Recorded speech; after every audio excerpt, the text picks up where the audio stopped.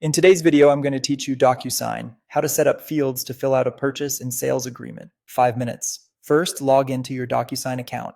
Once you're in, head to the Templates tab. If your organization already uses a standard agreement, filter or search for sales and purchase agreements. Opening a template gives you a guided form where you can enter key details like the property address, the purchase price, and the buyer and seller names. These entries can autofill across the document, which saves time and reduces errors. If you already have a draft in Word or PDF, that works too. Click Start and upload your file to convert it into a signable agreement. After the file loads, add your recipients by entering the buyer and seller names and email addresses, double check spelling, and assign each person to the correct role. If you need one person to sign before the other, set the signing order accordingly.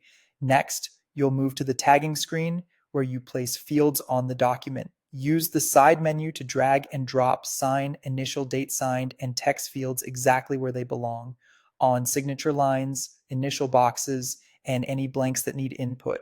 Make sure each field is assigned to the right recipient so the buyer isn't filling out seller fields and vice versa.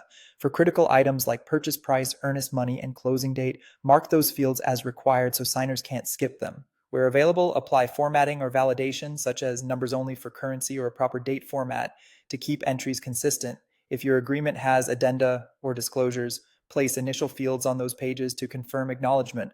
Before you send, review the content of your agreement to confirm it covers the key components, the parties involved, the legal property description and address, the purchase price and deposit, contingencies, timelines for inspections and financing, the closing date, and any addendums or special terms.